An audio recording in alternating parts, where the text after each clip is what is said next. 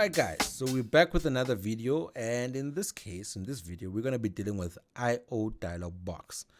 Basically, I/O Dialog Box deals with the I stands for input, then O will stand for output, but we also will deal with buses.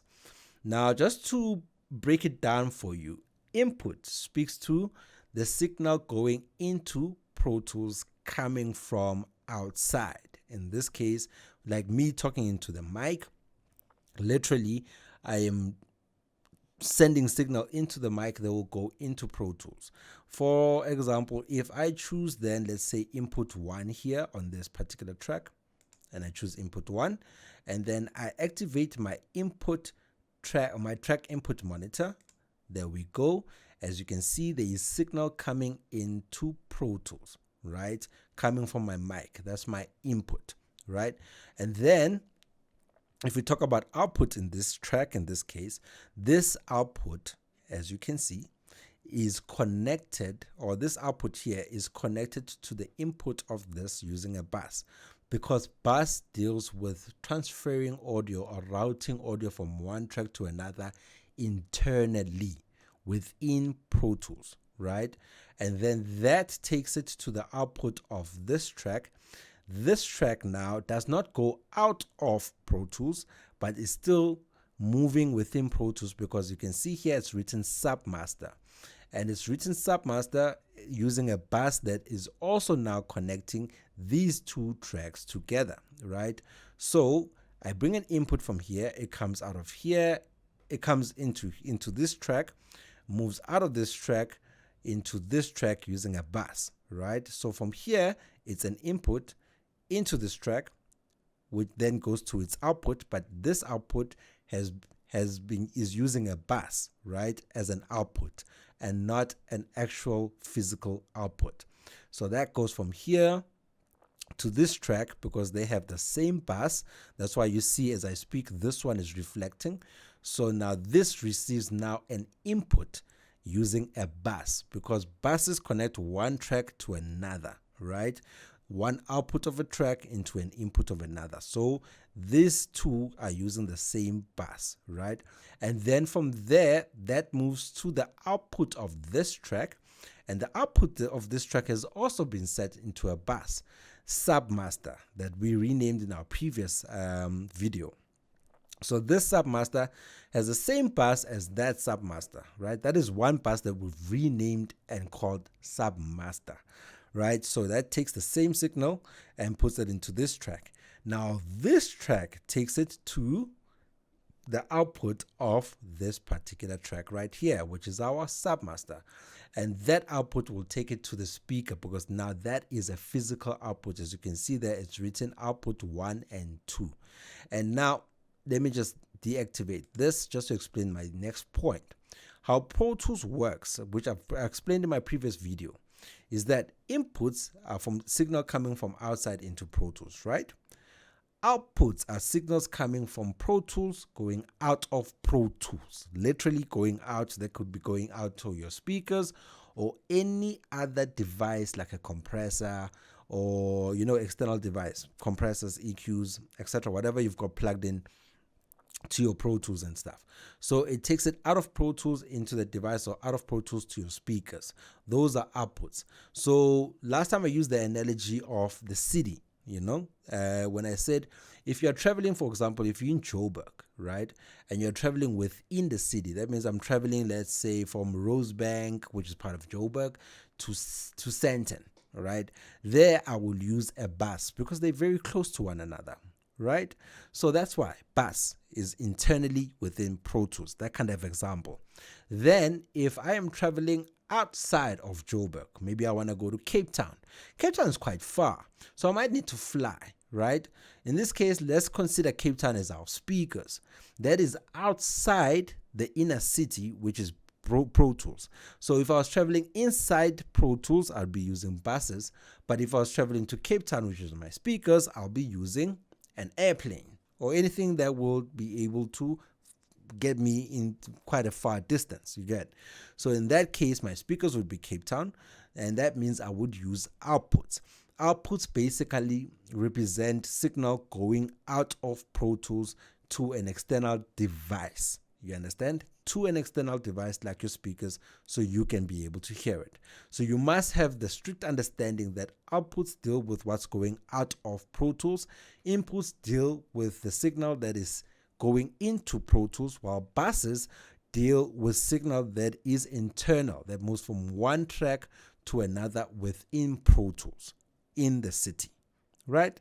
Now that we have that basic understanding, I'm going to start opening for you the I/O dialog box, and we're going to start on our input tab, right? And let us go. So on our dialog box, I'm going to go to setup. There we go. And I'm going to go to I/O. Now you've got this dialog box right here known as the I/O dialog box, basically the I/O setup. And I'm going to click on our input tab. You've got these tabs right here, right? And then I'm going to click on my input tab that deals with my inputs. So any changes I make here are for my inputs, right? What is going into Pro Tools, right?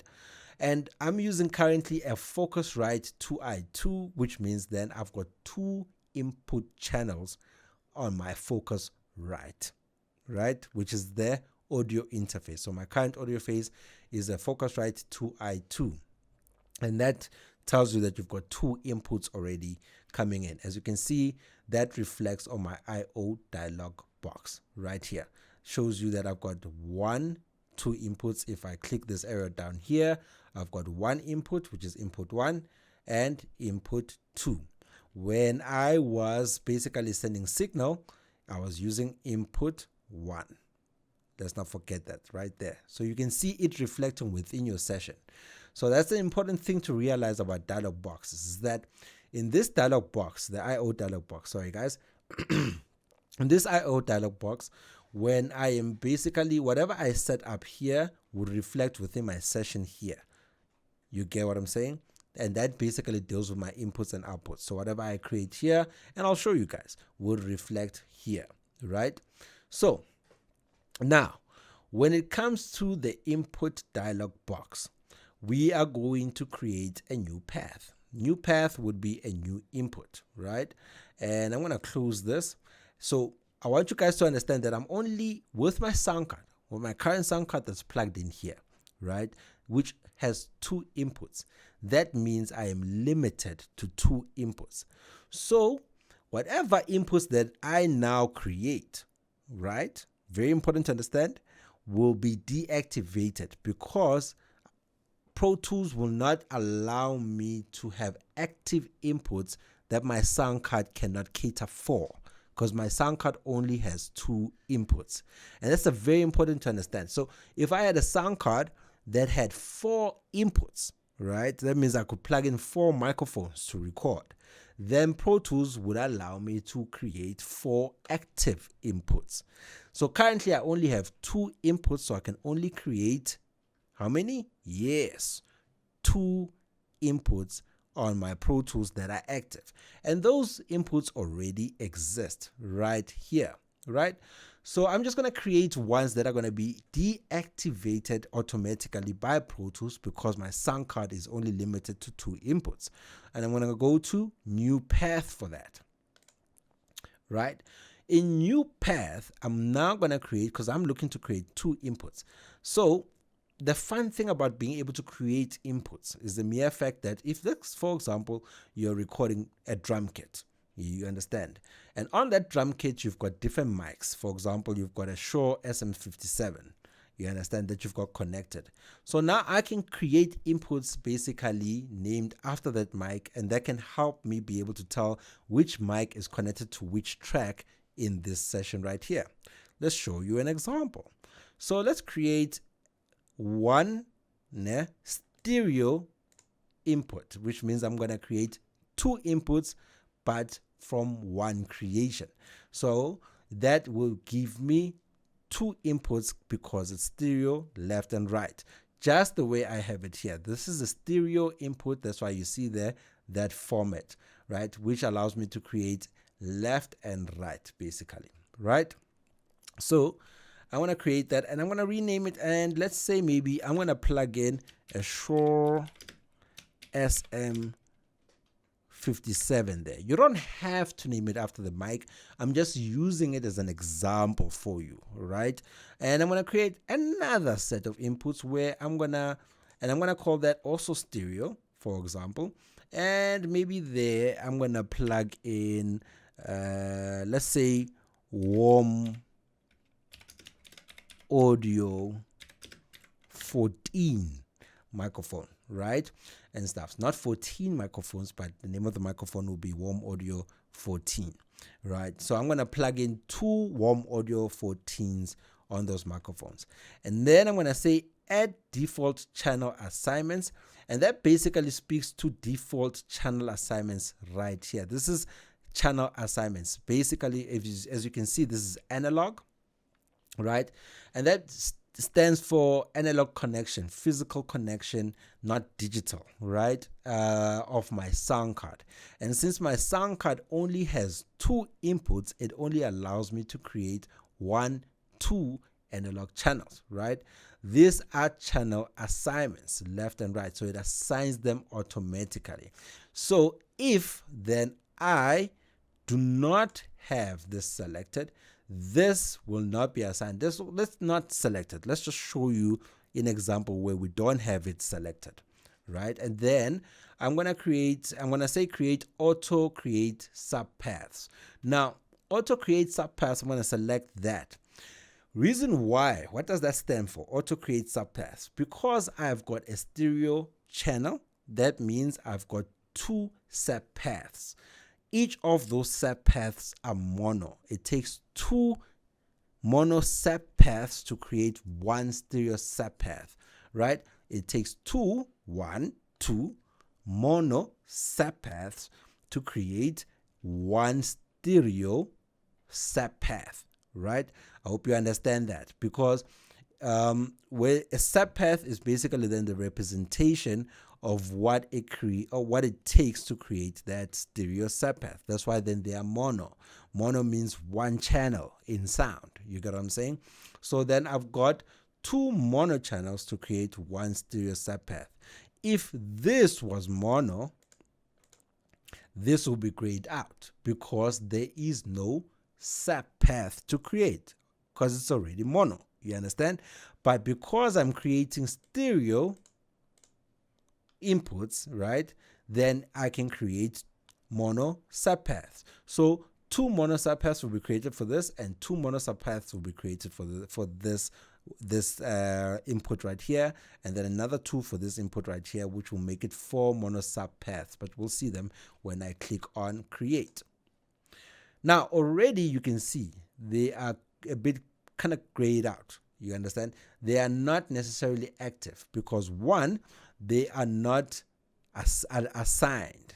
So like I told you, if I don't click on, let's create that. If I don't add default channel assignments, then it won't assign them. Let's create one where we do create default assignments, where we actually select this baby right here. And then I'm going to click stereo, and let's think of a microphone here. Let's call it SM7B, right? And I'm going to call that stereo, and I'm going to say add default channel assignments, and you'll see what will happen with that. Right, there we go. Default channel assignments have been created right there. So it's assigned them, but it cannot assign them to a particular channel. Why not?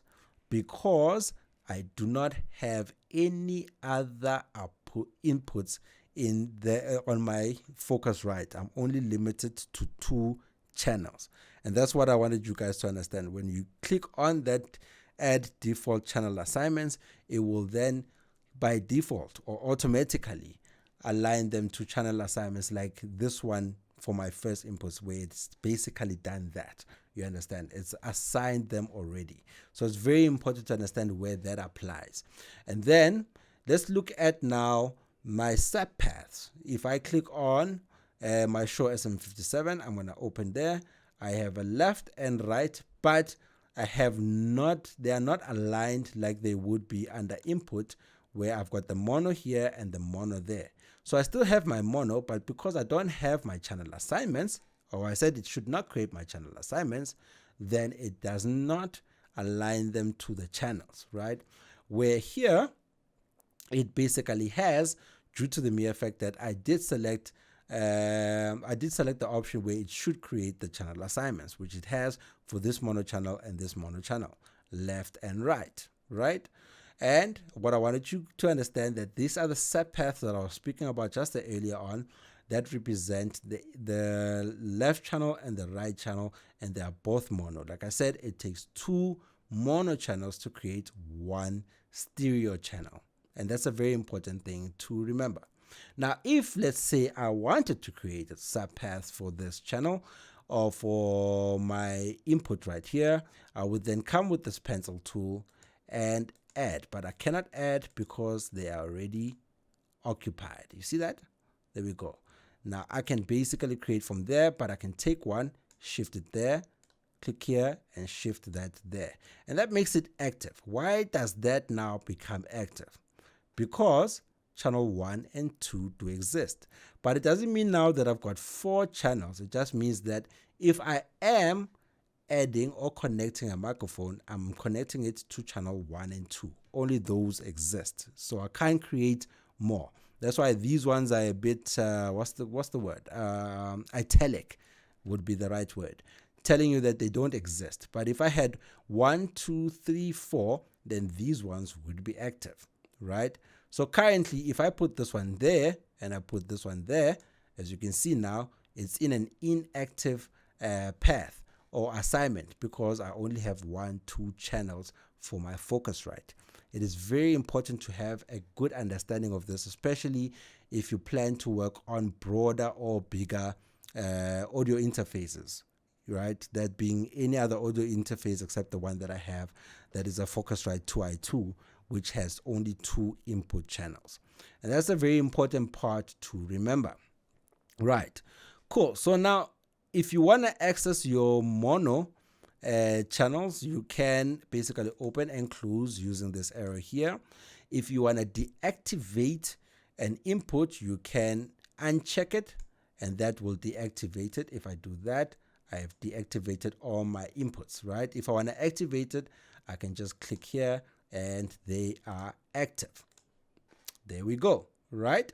Now I'm going to click on OK right here. Let me just see if everything is okay. Okay, right. Let's maybe add some channels there. Take this one, shift it and make it on the right.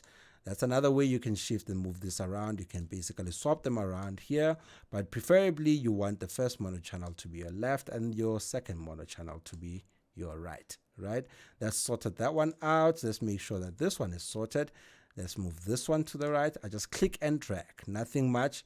There's literally just clicking and dragging, and I've sorted that one out, and I've sorted that one out, and then I have got my original one, and I'm going to close those, right? So if I had any more channel assignments, in this case, I would need, for all of these to work, so let's say for this input channel all the way to down here to work, I would probably need, let's say 2, 4, 6, 8. So I would need 8 inputs on my sound card, right? You have to have a good understanding of this. You would need 8 inputs on my sound card, right, for me to be able to connect 8 microphones and be able to assign them. So here on top here, it would reflect analog 1, 2, 3, 4, 5, 6 up to 8. And in that way, then these ones will be there on the 3 and 4. This one will be 5 and 6. And this one will be 7 and 8, which means then I can plug in my microphones up to 8 microphones, right? But currently I'm only limited to 2 because my Focusrite only has 2 input channels, right? But I'm going to click on OK for now. The reason why now I'm clicking OK is to show you that what you create on your I/O dialog box also reflects in your session, right? So I've created those channels in my I/O dialog box, and if I click here and I go to inputs, right? Now remember, this is the input of my track, right? That means whatever I select here, right, is the input signal or input path of an audio signal coming out of Pro Tools into Pro Tools, right? So I click here and I go to my input. As you can see them now, I've got input 1, input 2. Those are the active ones because I do have inputs 1 and 2 on my Pro Tools, right? Then I've got the Shure SM57 left and right, the warm audio left and right, which are the mono step paths we created, and the same thing for my SM7B left and right. As you can see there, it writes path not applicable, simply because it's deactivated because I don't have those inputs. Now let's see if I decided, let's go to our IO dialog box and then go into our Shure SM57, and I decide to move them, the left and right, bam, bam, into or under my analog 1 and 2, which is what I have, right, within my Pro Tools. I still am limited to 2 inputs. Doesn't expand them. Nah? I just shifted them so that they can become active. If I click OK, right, and we go to the same track again, and we go to input, now you can see that these ones are active because they are assigned to active channels that exist within my sound card or my audio interface, right? So, but I'm still recording on channel 1 and 2, no difference, right? As basically shown right here in my current dialog box, right? So I hope that doesn't confuse you much. It can be a bit of a mess up if you are not following correctly, but take some time, look at the video again and see where I'm coming from. Now let's speak about basically deleting paths, right? So if you want to delete a path, you can come here, select, right, that path. I'll even, now just what I did was I have it expanded. If I didn't have it expanded, I'll just click on it like that, right? But if I have it expanded, just click on the name of the assignment like that, and it will select both your left and right, and then you can click on delete path right here. Right now I've deleted the path, and I'm going to delete the second one also by clicking on it and deleting the path. And then if I click on OK and we look at input and we go to interface, now the only ones that are left are the ones that we had created earlier on, and the two that we have deleted are not there anymore, which is the SM57 and the warm audio 14 one, right? And I'm going to go back to my setup, IO dialog box again, and I've got only those two. Again, if I wanted to activate this one, I'd move it to the channels that I have that are active by clicking and dragging. No special modifier key, just click and drag does the job, right? That's one way now of deleting your paths, and also you see that they do reflect within your session. And then you've got what we call default, which will basically default it to your session. Basically what you have, not your session, but to, let me say, to the settings of your sound card. Meaning that because I've got analog 1 and 2, right? That means I've got a 2i2, 2-channel audio interface. If I click on default, it will remove this one just to leave me with the channel 1 and 2, which I have. So if I click on default, bam, it removes it and leaves the only one that I have that speaks to the 2 channels that I have, because that default speaks to default to the settings of the audio interface that I have connected. So if the one that I had, or the interface that I had 8 channels, if I defaulted, I would have input 1 and 2, 3 and 4, 5 and 6, and then 7 and 8. You get what I'm saying? Right, let me cancel that because I want to show you something else. So because I did not click OK, I just clicked on cancel, I should still see my SM7B input because I did not confirm that change. Because I want to show you guys the last step or the last part of the input tab, but this basically kind of applies throughout my session folder. Now, the reason why I want to show you guys this part, and it's very important, is basically this area down here at the bottom here. How they work basically. So you've got export settings. So if you are generally working on a studio that a lot of people work in, you can save certain sessions, or let me say save certain IO setups, right, that are associated with that particular computer or device and all the systems of that studio. For example, let's say you're in a particular studio and you've got certain things connected, certain devices connected, and particular particular audio interface connected and stuff, and you want to keep those settings without changing them regularly, or you know that other people are going to be changing them regularly, so you want to be able to just recall the IO settings that you set up at the beginning that work for you. You could export those settings, right, and save them, right?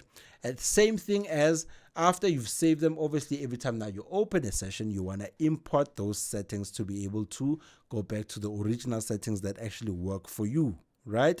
And also you can then restore from session, meaning that you restore your IO settings, right, according to your session, the session that you have within Pro Tools, and that will restore it according to what your session has been set up to, right? And then if you check this, I'm going to uncheck it and then check it again, they apply to all tabs. Whatever you export will export IO settings that speak to all of these tabs right here. Whatever you import will import and change or update your IO settings for all these tabs right here. And same thing when you say restore from session, it will restore from session for all these tabs right here, as long as you have this button here checked, which is applied to all tabs, and it speaks about all these tabs. So let's restore to session for all these tabs. I'm going to click here and I'm going to restore to session, and that deletes it because it deletes the SM7B, because we are limited to 2 inputs, and that applies to all these tabs simply because I have selected here apply to all tabs. Now when I click on OK, right, then I go to my input and I go to interface, I'll see only 1 and 2 like we had started with. Right, thank you very much guys. That is towards the input tab, and then in the next video we'll speak about the output